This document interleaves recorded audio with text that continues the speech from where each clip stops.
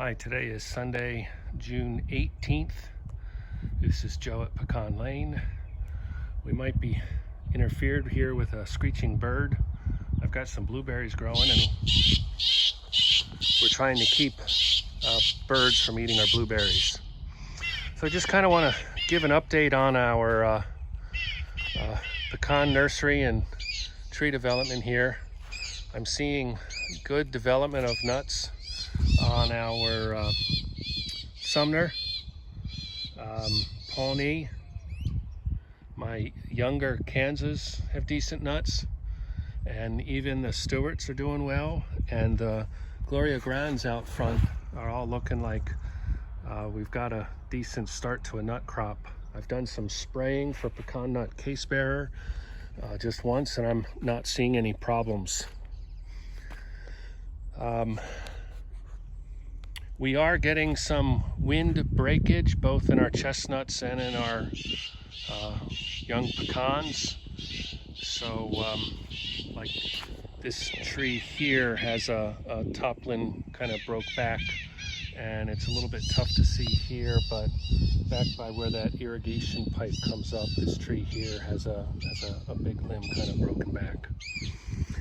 So taking a look at our nursery, it's we're seeing some signs of life here. I think I started grafting actively on May 9th. I am done, and I'll cover why in a moment. It's always a little bit it's real tough to judge pecan graft success. That there are some trees that push out a little bit of their buds and then nothing happens, and so at least for now it looks like I've got significant section that's not going to make it, but we'll see if anything happens with time. Like this one here has a little bit of green, and they were all kind of grafted together, and so maybe they pushed out, and maybe we've got a secondary or tertiary bud underneath that's trying to live. So things that I'm doing right now here in the nursery, you've got to keep all this growth at the bottom clear. I went through all the trees and did that.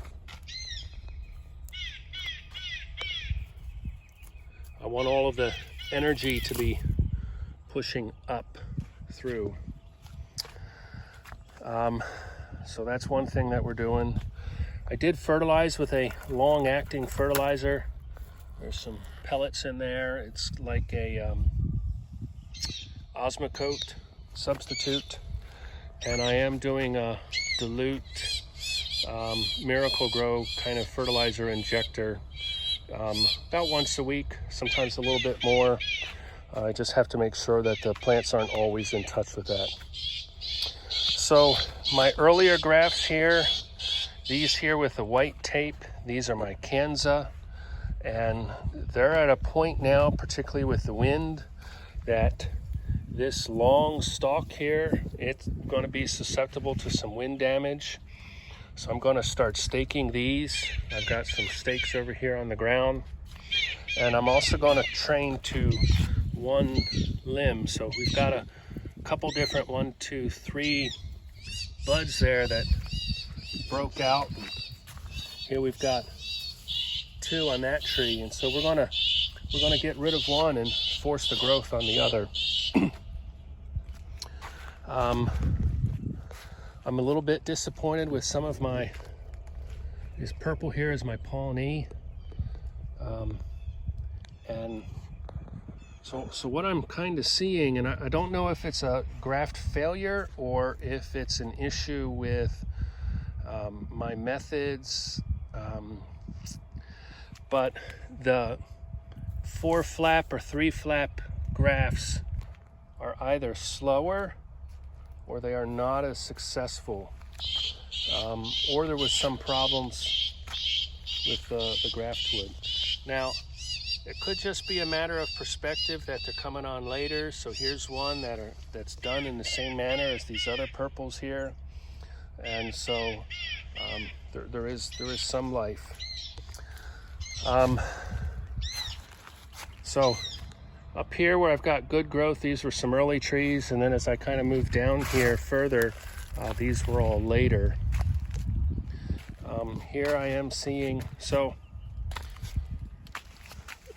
informally what I'm seeing here is, so this is an inlay bark graft, and I'm getting a lot more earlier bud break on my inlay bark grafts than I am with my 3 or 4 flat grafts. All of these here that are orange, these are varieties that I don't really grow for production, but I had some trees available to use to graft, and I didn't think they were going to break, but I am starting to see those break bud here. So these will be varieties like Nakono. I think I've got Lakota and Caddo there, so small handful of those available. So these are all looking kind of nice. So today I've been clearing out the wood at the base.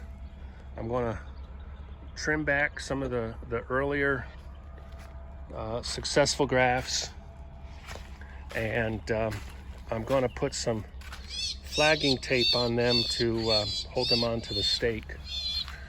These are some leftover trees that didn't sell last year. They were a little bit smaller or didn't sell as well, and it's kind of neat to see that a handful of them have some nuts on. So that was a Caddo, and a lot of these trees are coming along nice. So here's another one. This is a good number of nuts.